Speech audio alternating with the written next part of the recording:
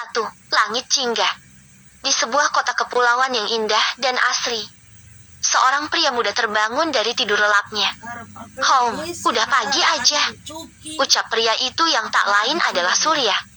Surya Alvarelza adalah anak yatim piatu yang kini tinggal sendirian di rumah peninggalan orang tuanya. Sudah 5 tahun ia hidup mandiri. Satu-satunya hal yang membuat anak itu dapat bertahan adalah tekad kuat dan toko kecil milik orang tuanya dulu yang kini ia teruskan. Di kota Rainfall kelahirannya, Surya hidup sendirian dengan serba kekurangan. Meskipun mewarisi tanah, rumah dan toko, tapi itu semua hampir disita oleh Ban. Dulu Surya ingat sekali bibinya pernah hampir menjual rumah peninggalan orang tuanya. Untungnya sang bibi tak ceti menjual rumah itu karena kasihan dan memilih menggadaikannya ke bank lokal. Namun setelah mendapatkan apa yang ia mau, sang bibi justru meninggalkan Surya bersama hutang bank yang harus ditanggungnya. Surya yang baru bangun tidur langsung buru-buru mandi dan bersiap-siap sekolah. Setelah rapi, Surya langsung bergegas pergi menuju sekolah. Kota Rainfall tempat tinggalnya adalah sebuah pulau tropis di Indonesia dengan pemandangan dan kekayaan laut yang begitu mengagumkan. Terlebih lagi pantainya yang menjadi salah satu pantai terindah di dunia. Karena itu, tempat kelahiran Surya sering didatangi turis dari segala mancanegara. Setelah memakai sepatu dan membuka pintu, Surya hampir lupa benda wajib yang harus dibawa saat pagi hari. Lagi-lagi gerimis, kata Surya dalam hati sambil kembali dan mengambil payung di belakang pintu. Kemudian dengan santai, pria 17 tahun itu berjalan sembari memegang payung yang telah ia buka. Sudah sejak dahulu kalau fenomena aneh memang terjadi di kota Rainfall. Yaitu ketika pagi pasti akan selalu turun hujan dan menutup sinar sang surya. Mau musim berganti, waktu berlalu, badai menghampiri, itu semua tak pernah berubah. Tentu saja semua cara dan penelitian sudah dilakukan untuk menguak keanehan itu. Bahkan orang tua Surya yang merupakan peneliti cuaca juga tertarik dan ikut meneliti keadaan langit kota Rainfall yang melegenda. Tapi tetap saja, tak ada yang tahu penyebabnya sampai sekarang. Itu seperti langit sendiri yang membenci dan menutupi pulau tersebut. Surya yang sampai di halte bus berdiri sejenak sambil menunggu bus kota datang. Tak lama menunggu, bus akhirnya tiba dan Surya pun masuk. Di dalam bus terlihat ada beberapa murid sekolah sama seperti Surya. Dari kejauhan, sahabat baik Surya yaitu Kane langsung melambai padanya. Surya yang melihat itu hanya tersenyum dan mendekat. "Seperti biasa kau terlihat mengerikan, Surya," kata Kane sambil melipat kedua tangannya di dada dan geleng-geleng kepala. "Mau bagaimana lagi? Karena udara sejuk aku lagi-lagi ketiduran," jawab Surya beralasan. "Itu mah alasan lu doang. Kalau emang niat pasti bisa kau ngurus badan dikit," tegas Kane kembali. Surya yang hidup sendirian tentu saja paham apa maksud perkataan sahabat baiknya. Jujur saja meskipun sudah 5 tahun, Surya masih tak terlalu bisa menjaga pola hidup yang baik. Selain harus bersekolah, ia juga harus bekerja sampai malam. Karena hal ini Surya sama sekali tak memiliki waktu untuk merawat diri. Jeti penampilannya saat ini bisa dibilang mengerikan. Rambut gondrong, baju lesu dan kantung mata pendek miliknya sering menjadi pengingat kalau dirinya yang saat ini harus segera berubah. Namun apalah dah, tak kerja tak makan. Itulah kenyataan pahit yang sudah ia mengerti. Sambil menatap langit kota Rainfall yang mendung, Surya bersandar di kursi bus dan melihat rintikan hujan yang tak kunjung usai. Ketika melihat hujan entah kenapa Surya selalu merasa sakit.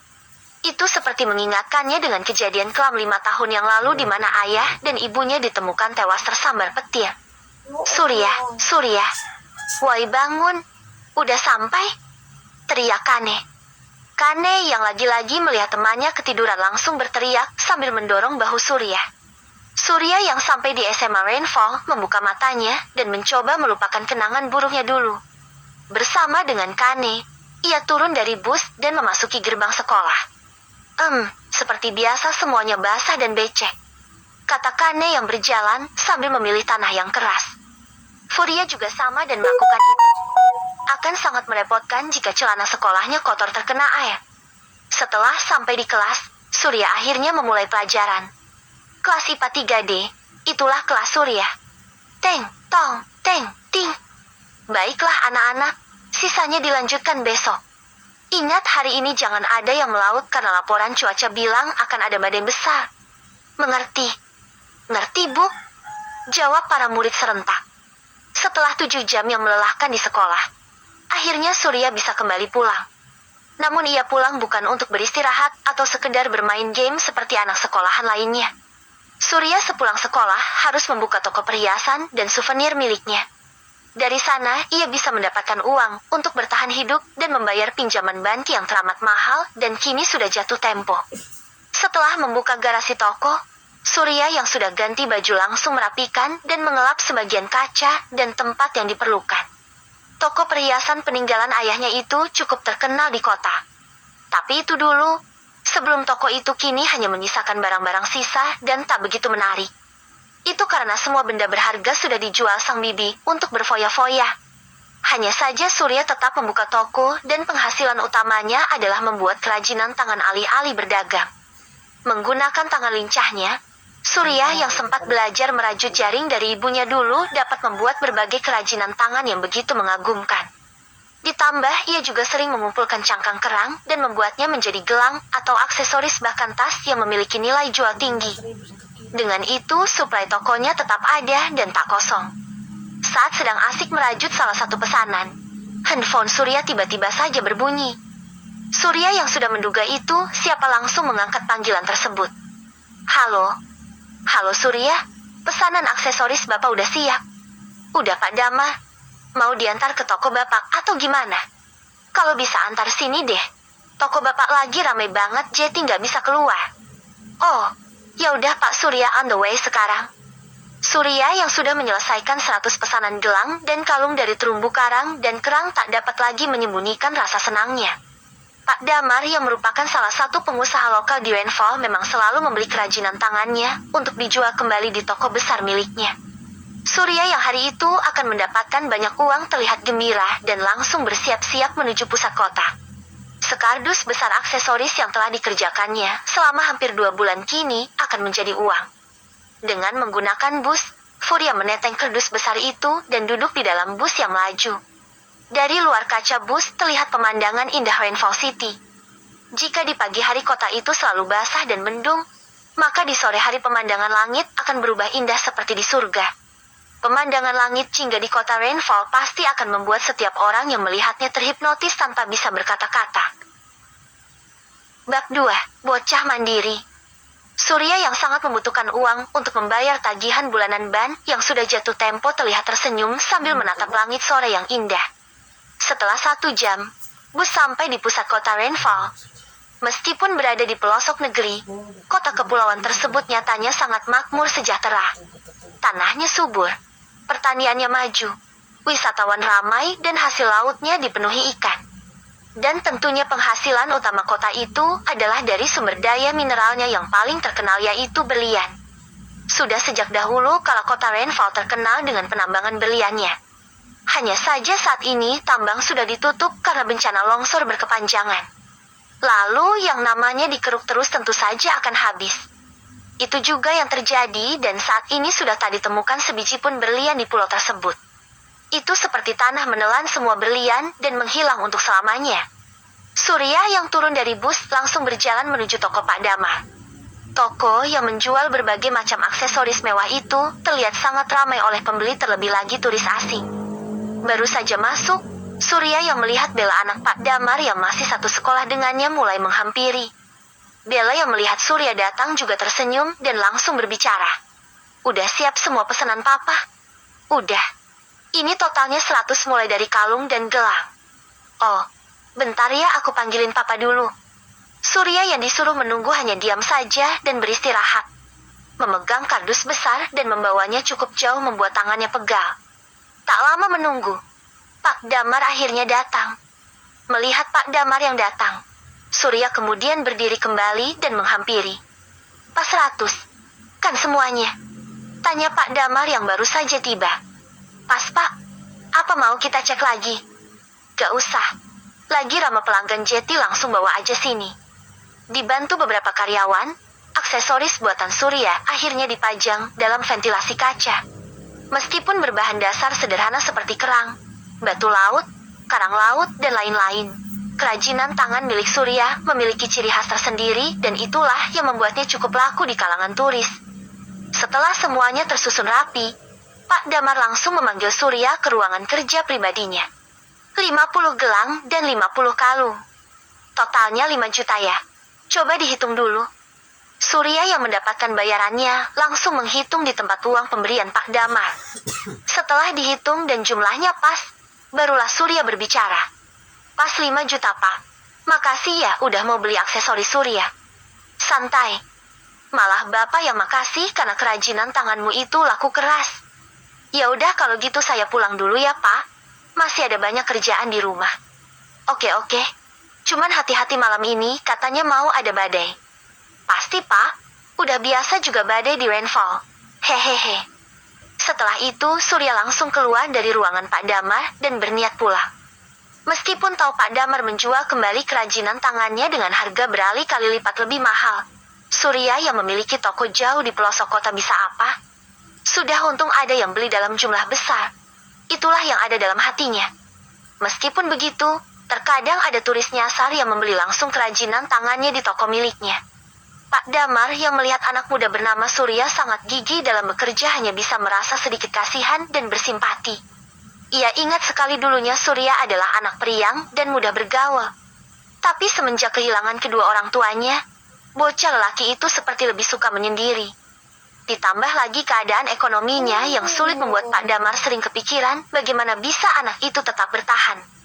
Tapi seperti memiliki jalannya sendiri, takdir memang tak dapat ditebak dan Surya mampu hidup sendirian di rainfall tanpa merepotkan orang lain. Surya yang keluar dari toko Pak Damar langsung dipanggil Bella. Tunggu. Surya. Merasa ada yang memanggil. Surya berhenti dan berbalik arah. Lalu sosok Bella anak Pak Damar yang cantik jelita terlihat menghampirinya. Mata hitam bagai obsidian dan rambut hitam lurusnya sangat terlihat serasi. Kenapa, Bel? Ini, aku tadi masak kebanyakan. Jetty. Kata Bella malu-malu sambil memberikan sekotak lauk berisi ikan laut. Beneran buat aku? Yang kemarin aja belum ku kembaliin tempatnya. Loh, udah gak apa-apa, bawa aja nih. Setelah memberikan sekotak lauk, Bella yang malu langsung pergi menjauh. Surya yang lagi-lagi diberikan makanan hanya bisa menerima itu. Hanya saja ia merasa tak enak hati selalu diberikan makanan secara percuma. Namun, sebenarnya sejak kemarin Surya belum makan, Jetty memang perutnya sedang keroncongan dan Bella seperti dapat melihat itu darinya. Ternyata masih ada ya cewek sebaik ini. Kata Surya dalam hati sambil berjalan menuju halte bus. Surya yang sudah tahu kalau malam nanti akan ada badai langsung pulang menuju rumahnya. Saat sampai rumah, Surya langsung menghidupkan lampu lentera. Maklum, rumah besar peninggalan orang tuanya jika memakai listrik akan memerlukan banyak biaya. Jadi Surya yang tak punya uang terpaksa hidup tanpa listrik. Setelah menyimpan uang miliknya, Surya pergi ke belakang rumah dan mulai memasak nasi. Ia juga terpaksa memasak menggunakan kayu bakar untuk berhemat. Haduh, tinggal dikit lagi kayu bakarnya. Karena stok kayu bakar yang sudah hampir habis, Surya berkeinginan besok akan sekalian mencari kayu bakar baru di hutan. Ditambah minggu besok harinya sudah pasti akan sangat panjang. Mulai dari mencari stok kerang dan batu laut baru, kayu bakar, memetik buah, sampai harus ke bank untuk membayar kredit pinjaman bank yang sudah jatuh tempo. Sambil menunggu nasi masak, Surya menyiapkan air untuk mandi. Hidup tanpa listrik benar-benar membuatnya sulit untuk membersihkan diri. Biasanya Surya lebih memilih mandi di sungai dekat hutan atau pantai daripada menggunakan stok air bersihnya. Tapi karena akan ada badai, Surya lebih memilih tetap di rumah. Ditambah langit yang makin gelap ikut menandakan kalau malam nanti badai besar benar-benar akan melanda Rainfall City. Setelah mandi seadanya, nasi pun masak dan Surya langsung memakan lauk ikan sambal pemberian Bella. Seperti yang dihadapkan dari ketua kelas. Masakan Bella emang gak ada lawan. Kata Surya yang terlihat menikmati makan malamnya yang sederhana. Ditemani suara geledek yang mulai terdengar dan lampu lentera kecil, Surya makan dengan begitu nikmat. Namun belum selesai ia makan, suara ketokan pintu yang begitu keras membuat Surya sedikit ketakutan. Tok, tok, tok. Surya, buka pintunya. Tok, tok, tok. Surya yang mendengar suara ketokan pintu dengan keras terlihat sedikit jengkel dan langsung berjalan menuju pintu depan rumahnya sambil membawa lentera. Siapa sih malam-malam gini ganggu orang? Gak tahu apa mau ada badai, kata Surya dalam hati. Saat pintu dibuka, terlihat wajah orang yang paling dibencinya sekota Rainfall. Bab 3, Sistem Kehendak Langit. Pak Ramos, ada urusan apa Bapak kemari? Sambil tersenyum, pria bernama Ramos itu mengangkat sepucuk surat penyitaan dan memperlihatkannya kepada Surya. Saya membawa surat perintah dari Ban Clifton. Mulai hari ini rumah kamu akan diambil alih Ban. Hukuh. Surya yang mendengar perkataan Pak Ramos dibuat kaget, kesal dan marah. Meskipun sudah jatuh tempo, tapi itu bukan berarti rumah keluarganya bisa diambil begitu saja. Bahkan sudah 3 tahun ini Surya selalu membayar tagihan kredit pinjaman. Meskipun terkadang telat, tapi ia tetap membayarnya. Tunggu bentar Pak, ini gak salah, kan? Saya baru nunggak 3 bulan Pak, dan besok pagi baru mau saya bayar sebulan. Halah, kamu itu selalu telat bayar. Ini, kamu baca sendiri surat penyitaan dari Ban Clifton. Surya yang disodori surat penyitaan langsung membaca isi surat itu. Dari membacanya saja Surya sudah tahu ada yang ganjil dari itu semua. Surya yang tak bodoh sudah mengerti dan memahami isi surat perjanjian peminjaman uang. Batas maksimal jatuh tempo adalah 5 bulan. Jati dirinya yang baru menunggak 3 bulan harusnya masih aman. Gak bisa ini menyalahi aturan. Saya juga sudah ada uangnya. Biar Surya bayar sebulan sekarang juga. Pak, kata Surya dengan tegas sambil mempertahankan rumah peninggalan orang tuanya. Sudahlah Surya, mau kamu kerja sampai mati pun pinjaman kamu di bank gak akan bisa lunas. Kamu tahu kan berapa bibimu gadaikan rumah ini ke Pak Anton? 50 miliar.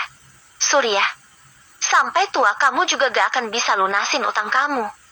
Jadi jangan bikin susah. Satu lagi, Pak Anton mau bikin hotel mewah di sini, jadi makin cepat kamu pergi makin bagus itu. Surya yang mendengar perkataan Pak Ramos hanya bisa terdiam. Hal yang paling ia takutkan ternyata benar-benar terjadi. Anton Clifton, bankir dan pengusaha kaya raya sekota Rainfall cepat atau lambat pasti akan mengambil rumah orang tuanya. Surya yang tak bisa menerima kabar itu tetap berdiri dan mempertahankan apa yang menjadi miliknya. Pergi. Ini rumahku, rumah orang tuaku. Jadi pergi kalian dari sini. Pak Ramos yang melihat bocah kecil itu tak bisa diajak bekerja sama langsung berbisik pelan di telinga Surya. Jangan khawatir, Bos Anton akan memberikanmu bonus jika kau mau menurut. Kukatakan ini padamu karena aku kasihan. Menyerahlah, Bos Anton bukan orang yang bisa kau lawan. Surya yang tetap pada pendiriannya dan tak mau menyerahkan rumah peninggalan orang tuanya hanya diam saja dan berdiri. Dengan gagah ia menghalang orang-orang suruhan Anton memasuki rumahnya dan berbicara tegas. Sampai mati pun aku tak akan menyerahkan rumah peninggalan ayah dan ibuku. Pak Ramos yang melihat pria muda itu tetap bersikeras dan tak mau bekerja sama akhirnya tak memiliki pilihan selain menggunakan opsi kedua.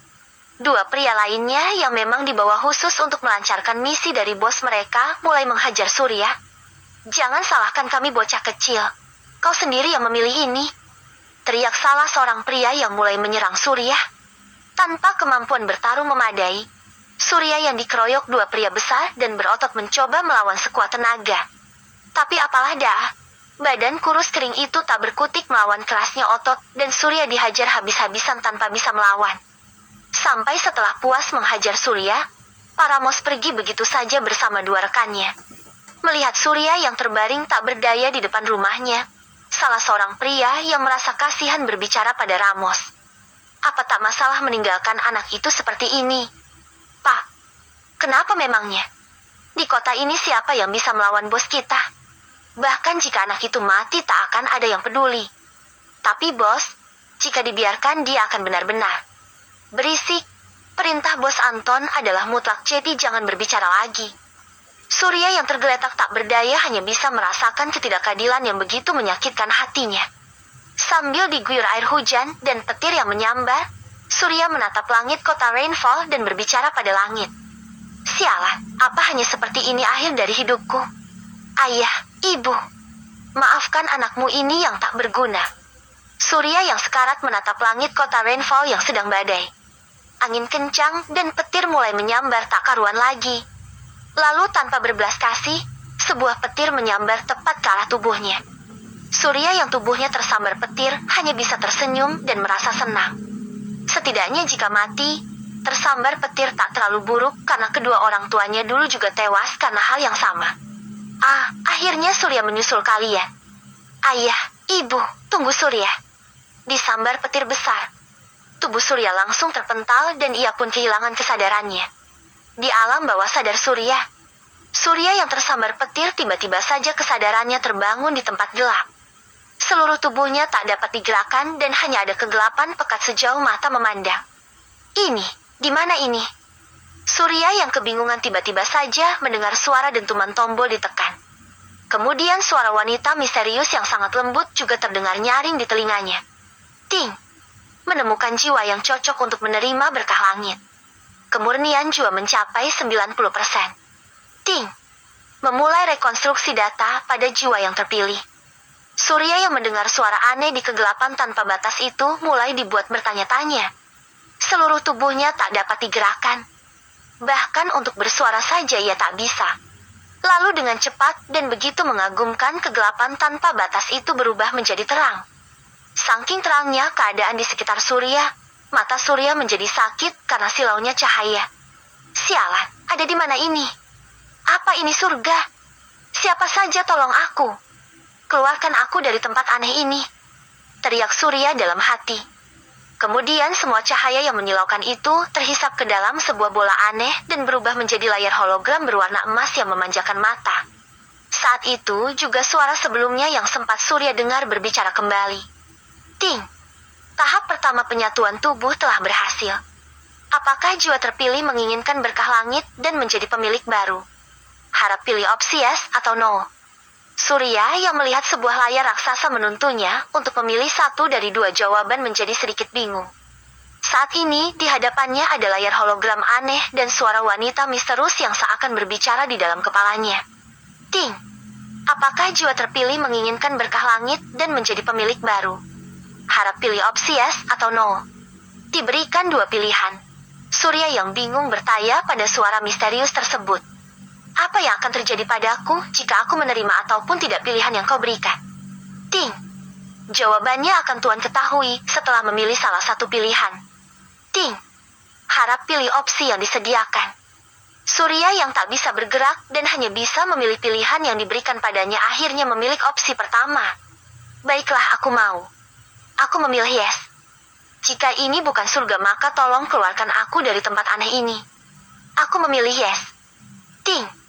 Jawaban diterima. Memulai penyatuan sistem seutuhnya pada tubuh Tuan. 10%, 20%, 40%, 60%, 80%, 100%. Ting! Selamat Tuan telah resmi menjadi pemilik sistem langit. Bab 4, misi pertama. Surya yang mendengar suara wanita misterius itu mulai merasakan sakit di sekujur tubuhnya. Seperti terbakar hebat, proses penggabungan sistem pada tubuhnya teramat menyakitkan. Karena tak kuat menahan sakit, Surya sampai pingsan kembali. Sesaat kemudian Surya terbangun karena rintikan air hujan yang membasahi wajahnya. Mimpi.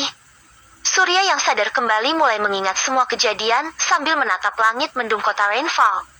Kejadian tadi malam benar-benar masih terngiang di kepalanya. Sialan, apa yang harus kulakukan sekarang? Surya yang bingung harus berbuat apa karena rumahnya akan segera disita oleh Ban, hanya berbaring dan diam saja.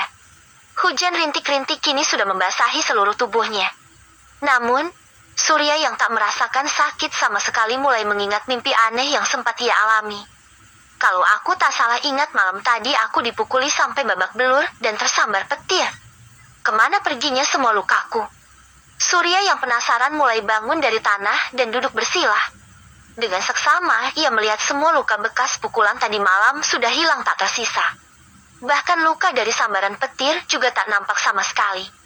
Ini, jangan bilang ini karena suara misterius itu.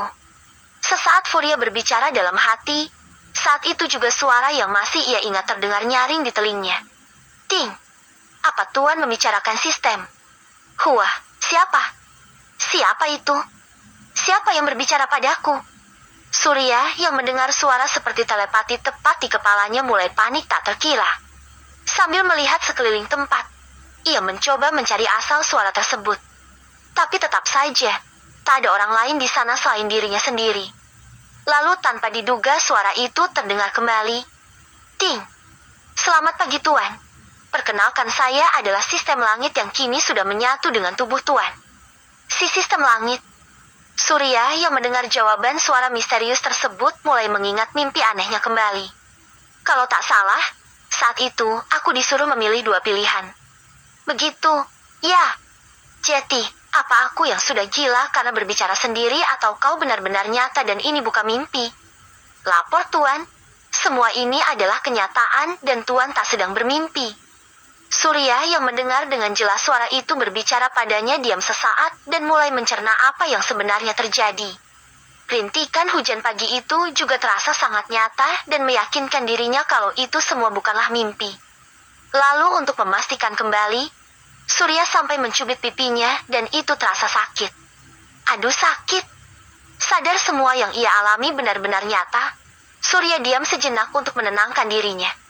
Setelah mulai tenang, ia akhirnya berbicara kembali. Baiklah, aku mengerti. Jika ini bukan mimpi, bagaimana caranya kau menyelamatkanku? Kalau tak salah ingat, saat itu aku sudah babak belur dan tersampar petir. Loh, Ting. Dengan terpilihnya Tuan sebagai pemilik baru sistem, tubuh Tuan juga menerima manfaatnya dan semua luka sudah disembuhkan.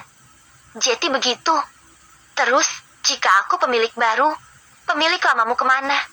Ting. Jawaban tak diketahui. Surya yang tak menerima jawaban dan sudah basah kuyup akhirnya berdiri lalu mulai berjalan masuk ke arah rumahnya. Entah karena apa, tubuhnya terasa sangat bugar dan berenergi. Surya yang masih sedikit bingung berbicara kembali pada suara misterius tersebut sembari membersihkan badannya dengan air. Jeti, apa yang sekarang harus kulakukan? Apa aku harus melawan monster dari dimensi lain dan menyelamatkan umat manusia seperti di film-film? Ting, Tuan tak perlu melakukan apa yang tak Tuan inginkan. Tapi untuk mendapatkan poin dan bertambah kuat, sistem sarankan Tuan untuk mengerjakan misi yang ada. Misi? Bagaimana caranya? Ting, silahkan Tuan lihat keterangan lebih lanjut di layar hologram bagian tutorial. Di mana layar hologramnya? Tuan hanya harus mengatakan buka hologram dalam hati dan layar hologram akan muncul sendiri. Mendengar itu, tanpa pikir panjang Surya menuruti perkataan sistem. Buka hologram. Sering. Sesaat kemudian layar hologram berwarna emas yang sama persis seperti yang Surya lihat dalam mimpi anehnya waktu itu muncul kembali. Desain sistematis berpadu cahaya keemasan benar-benar cocok dan sangat memanjakan mata. Keren, ini seperti game virtual saja. Ucap Surya kegirangan. Surya yang dulunya sering bermain game online langsung mengerti apa yang harus ia lakukan. Tanpa berlama-lama, ia mulai menelusuri semua hal yang ada di layar hologram. Mulai dari bagian tutorial, toko sistem, misi, sampai statistik juga ia telusuri. Begitu, ya. Jeti ini seperti game dan aku harus berjuang dari bawah untuk mendapatkan apa yang kuinginkan. Bahkan statusku juga masih sangat rendah. Hahaha, menarik, ini sangat menarik. Dari layar hologram dapat terlihat jelas statistik Surya sebagai pemilik sistem. Nama, Surya Alvarenoza. Ras, manusia. Level, 1. Poin langit, 0. Poin emas, 0. HP, 10.256. MP, 525. STR, 30. AGI 55, INT 80, Skill, Title, jadi begitu. Sistem, apa tak ada hadiah pemula atau semacamnya untukku? Ting, karena Tuan pemilik baru, maka semua hal akan dimulai dari nol. Cih, jadi bagaimana caraku mengerjakan misi dan membeli barang yang dijual jika poinku saja nol? Setiap hari akan ada misi harian yang aktif untuk menemani hari Tuan. Lalu Tuan juga bisa mengerjakan misi check-in harian. Mendengar pernyataan sistem, Surya hanya bisa menyipitkan matanya. Jujur saja ada banyak barang hebat dan menakjubkan yang ingin Surya beli sesegera mungkin. Tapi karena ia tak memiliki poin, Surya hanya bisa menahan rasa penasarannya. Oke, untuk permulaan kita kerjakan misi termudah dahulu. Surya yang membuka layar hologram bagian misi check-in langsung melakukan login harian. Dengan hanya menekan tombol, misi langsung selesai. Ting! Selamat Tuan berhasil check-in hari pertama. Selamat Tuan mendapatkan 1000 poin langit. Hehehe, lumayan dapat 1000 poin. Kalau dikumpulin tiap hari lumayan juga hadiahnya. Surya yang baru saja mengerjakan misi gampang hanya bisa tersenyum gembira. Misi check-in harian benar-benar mudah dan menguntungkan. Jika rajin mengerjakannya, tiap hari poin yang didapatkan akan berlipat ganda. Sebagai contoh di hari pertama Surya mendapatkan 1000 poin. Lalu jika diteruskan ke hari berikutnya akan mendapatkan 2000 poin, begitu juga seterusnya. Intinya setiap hari jumlah hadiah poin akan meningkat dan tiap minggu dan bulan akan ada hadiah spesial yang menanti Surya. Setelah mandi ala bebek, handphone butut miliknya tiba-tiba saja berdering. Surya yang melihat panggilan dari Pak Yohan langsung mengangkat panggilan itu. Pagi Pak. Surya kamu gak kerja hari ini? Astaga, hari ini jadwal panen anggur ya Pak. Iya, makanya cepat kesini kalau masih mau uang. Oke Pak, Surya on the way sekarang. Ya udah buruan. Surya yang lupa kalau pagi itu ia ada kerja di kebun Pak Yohan langsung buru-buru memakai baju. Tiap jadwal panen buah, Surya memang sering membantu Pak Yohan di kebunnya untuk tambahan uang jajan. Setelah memakai kaos abu-abu dan mantel hujan kusamnya, Surya langsung keluar rumah dan menuju kebun buah Pak Yohan. Baru saja mengunci pintu rumah, suara sistem terdengar nyaring di telinga Surya. Ting! Selamat Tuan mendapatkan misi harian. Pergi menuju kebun buah dalam 10 menit. Hadiah 10.000 poin langit. Seperti membimbing dirinya untuk bekerja lebih ekstra. Misi yang aktif membuat semangat Surya berkobar seperti api. Dengan begitu cepat pria 17 tahun itu menelusuri jalan setapak agar lebih cepat sampai. Hebat, entah ini perasaanku saja atau apa. Aku merasa tubuhku seperti memiliki banyak tenaga. Sistem. Terima kasih untuk misinya. Aku pasti akan menyelesaikan misi ini. Karena sudah mengenal kota Rainfall, Surya memilih berlari mengikuti jalan rahasia setapak yang becek dan licin untuk menghemat waktu. Namun entah karena apa, pagi itu tubuh Surya benar-benar fresh dan bertenaga. Itu seperti tubuh lamanya yang lesu dan lemas berubah menjadi menakjubkan. Bab 5. Memanen buah. Dengan bersemangat Surya berlari menuju bagian barat kota Rainfall. Karena ia sudah memahami seluk-beluk kota, mudah bagi Surya untuk memilih jalan tercepat menuju kebun buah Pak Yohan. Mendaki gunung melewati lembah, sungai mengalir indah ia terobos saja. Sampai di waktu kurang beberapa detik Surya tiba di kebun buah Pak Yohan. Ting! Selamat Tuan berhasil menyelesaikan misi. Selamat Tuan mendapatkan hadiah 10.000 poin langit. Selamat Tuan telah naik level. Hahaha, langsung naik level dong. Dengan tubuh bertenaganya, Surya yang sampai langsung masuk dan menemui para pekerja lain yang sudah lebih dulu memanen buah. Melihat Surya yang datang, Gali teman sekolahnya yang juga bekerja sambilan di sana langsung menegur. Datang juga si kampret. Sana temuin Pak Yohan dulu. Hehehe, aku ketiduran. Terus Pak Yohan di mana? Sambil memetik buah anggur yang terlihat sangat segar, Gali hanya menggerakkan kepalanya sebagai tanda arah. Surya yang melihat itu langsung mengerti dan berlari menemui Pak Yohan. Sampai Surya tiba di salah satu gudang dan di sana sang bos besar yaitu Yohan dan beberapa karyawan terlihat sedang mengurus buah segar untuk langsung dipacking. Melihat Surya datang, Yohan yang sebenarnya masih muda dan belum terlalu tua langsung memanggilnya. Cepet juga kamu sampai ke sini. Hehehe. Iya Pak. Surya yang tak enak hati karena telat hanya cengengesan dan sedikit menunduk. Ya udah sana langsung kerja. Hari ini kita panen anggur Red Global sama Melon Rain. Oke Pak. Tanpa disuruh dan diarahkan, Surya yang sudah bekerja kurang lebih 3 tahun di kebun buah Pak Yohan langsung memulai pekerjaannya. Pak Yohan yang dulu kenal dengan kedua orang tua Surya pernah mengajaknya untuk tinggal bersama karena kasihan. Tapi anehnya anak muda itu malah menolak dan lebih memilih hidup mandiri tanpa ingin merepotkan orang lain. Melihat sifat Surya mengingatkannya dengan sahabat baiknya dulu yang telah tiada. Lihat itu Bram, Anakmu benar-benar mirip sekali denganmu, kata Pak Yohan dalam hati sambil menatap Surya dari belakang. Surya yang sudah mengambil perlengkapan memanen langsung menuju kebun buah anggur. Perusahaan Pak Yohan yang fokus pada perkebunan buah memang menjadi salah satu yang terbesar di kota Rainfall. Hampir semua buah lokal dan luar negeri yang bernilai tinggi ia kembangkan dan jual. Ditambah tanah kota Rainfall yang subur membuat semua petani buah di sana untung besar. Sampai sekarang juga tanah ajaib di Rainfall City sering dikaitkan dengan tanah dari surga. Itu karena komposisi tanah yang unik dan misterius. Bisa dibilang apapun bisa ditanam di tanah ini. Karena itu bidang pertanian adalah bidang yang paling maju dan stabil di kota kepulauan tersebut. Surya yang mulai memetik anggur melakukan tugasnya dengan sangat baik dan cepat. Setiap kali panen, ia bisa mendapatkan bayaran yang lumayan tinggi dari sana. Tapi karena masih sekolah, Surya hanya bisa membantu saat waktu panen saja dan tak terikat kontrak kerja. Hiuh, entah karena apa tubuhku rasanya sangat luar biasa. Sistem, apa yang sebenarnya kau lakukan pada tubuhku?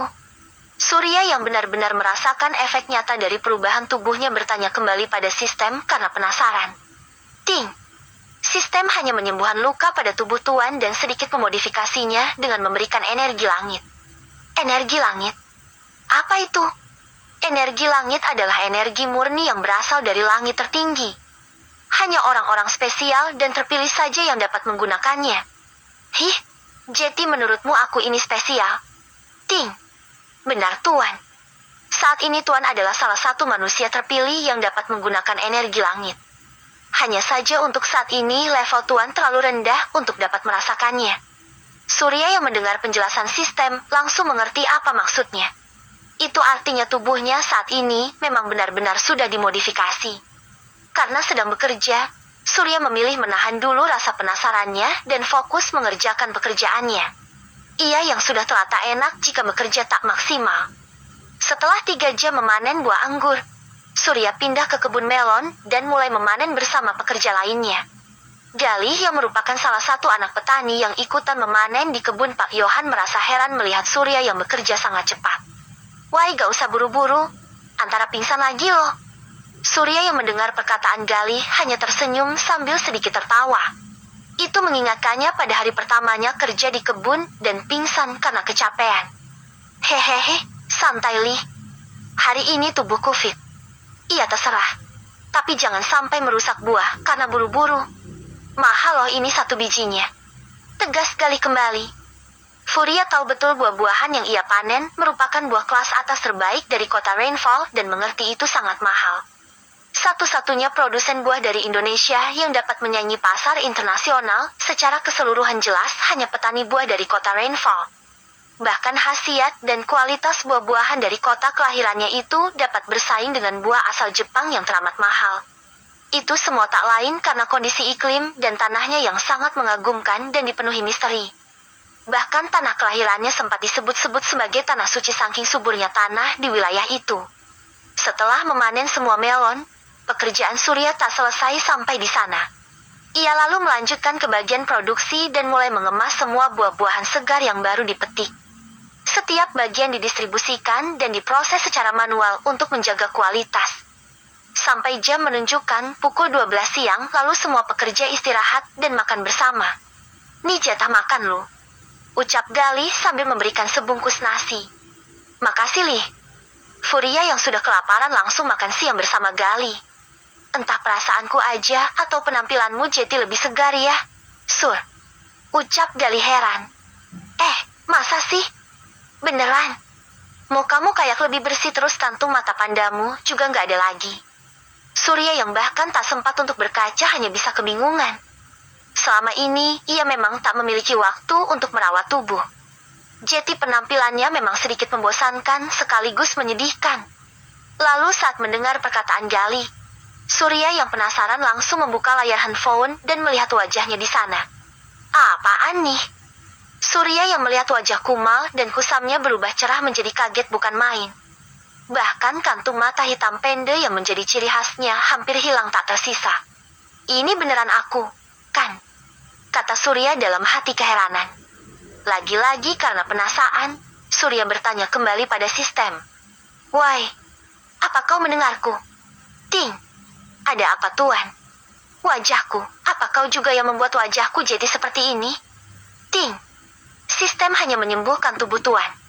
Tapi mungkin saja wajah Tuan menjadi lebih bersih karena hal itu. Lumayan juga. Terima kasih. Surya yang bingung memanggil sosok aneh tak memiliki wujud itu diam sesaat.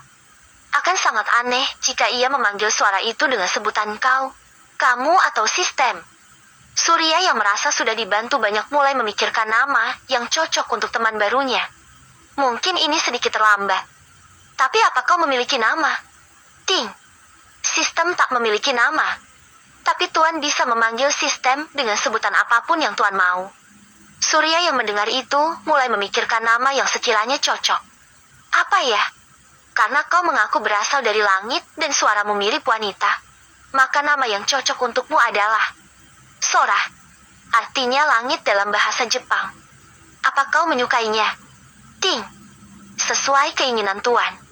Kalau begitu sekali lagi salam kenal, Sora. Bab 6, Surya, Sora, dan 100 juta dolar. Setelah makan siang, Surya kembali melanjutkan pekerjaannya. Dari mensortir sampai mempacking buah ia lakukan dengan cepat. Sampai waktu menunjukkan pukul 5 sore dan Surya hampir menuntaskan pekerjaannya. Lama-lama capek juga, kata Surya sambil meregangkan badan. Hahaha, kalau lagi panen emang begini.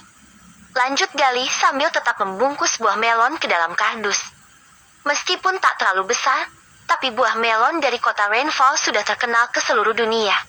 Rasanya yang manis dan warnanya yang kemerahan memang membuat melon Rain memiliki nilai jual tinggi. Saat sedang asik bekerja, Surya disamperin oleh salah satu karyawan. Surya, sana masuk. Dipanggil Pak Yohan tuh. Surya yang mengerti apa maksudnya hanya tersenyum dan langsung berdiri. Lalu ia berjalan ke ruangan Pak Yohan. Tok, tok, tok. Masuk. Melihat Surya yang datang, Yohan menyambutnya dan mempersilahkannya duduk. Duduk dulu, Sur. Surya yang disuruh duduk hanya menuruti perkataan Pak Yohan.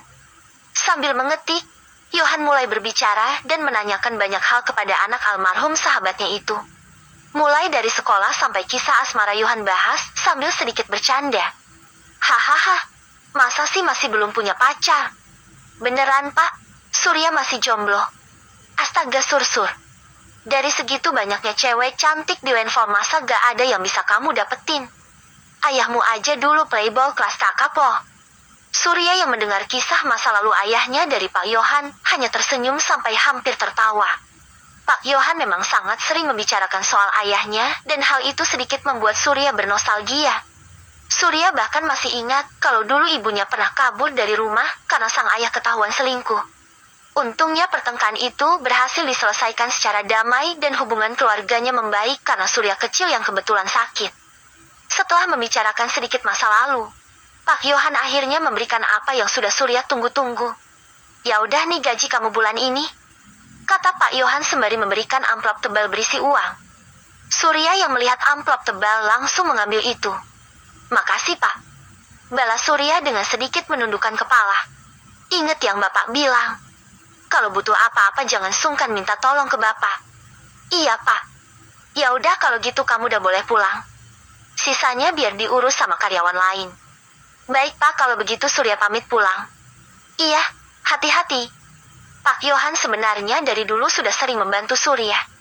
Bahkan cicilan pinjaman ban juga sempat ia bayar beberapa kali. Tapi Yohan juga tahu kalau rumah besar keluarga Surya sudah digadaikan bibinya dengan harga yang teramat mahal. Ibaratnya Yohan tak ingin membuang uang dan membuat Surya terbebani karena terus bekerja untuk membayar pinjaman bank yang mustahil bisa ia lunasi. Tanpa orang tua dan kerabat, tak mungkin bocah kecil itu bisa melunasi hutang sebanyak 50 miliar rupiah di bank. Namun mau apapun yang Yohan katakan, Surya tetap bersikeras mempertahankan rumah peninggalan kedua orang tuanya. Yohan yang melihat sedikit sifat keras kepala sahabat baiknya ada pada Surya hanya bisa menolong sebisanya sambil berdoa yang terbaik agar anak itu tak kenapa-napa. Kemudian Surya yang sudah boleh pulang langsung menemui Gali yang masih sibuk bekerja. Lih, aku duluan ya? Oke Sur, makasih dah mau bantu. Setelah itu Surya yang mendapatkan bayaran langsung pergi meninggalkan kebun buah Pak Yohan. Di jalan ia duduk sejenak di bawah pohon besar dan membuka amplop tebal itu. Saat itu juga Surya menghitung bayaran yang diberikan Johan. Saat dihitung, Surya hanya bisa menundukkan kepala dan hampir meneteskan air matanya. 10 juta rupiah. Bayaran yang tak masuk akal lagi-lagi diberikan oleh Johan kepada dirinya. Padahal ia hanya membantu saat panen saja dan itu pun tak sampai selesai. Tapi Johan seperti mengetahui kalau dirinya memang membutuhkan uang dan lagi-lagi menolong Surya. Setelah mengelap sedikit air matanya yang menetes, Surya langsung membuka layar hologram. Sora, buka hologram. Sering. Kemudian layar hologram super canggih dan sistematis terbentang jelas di hadapan Surya. Sora, apa tak masalah aku membuka layar hologram seperti ini? Apa orang lain bisa melihatnya? Ting. Layar hologram hanya dapat dilihat oleh Tuan seorang. Jadi begitu? Baguslah. Surya yang pagi itu hanya dapat melihat sekilas tutorial panjang, langsung melanjutkan membaca semua petunjuk yang ada. Sambil berjalan pelan menuju rumahnya, Surya menatap layar hologram dan memahami bagian demi bagian secara perlahan dan menyeluruh. Jadi begitu. Setiap poin yang kudapatkan bisa kutukarkan dengan berbagai barang hebat di toko sistem. Mulai dari potion, senjata, armor, dan sebagainya tersusun rapi dan lengkap mulai dari level rendah sampai tinggi.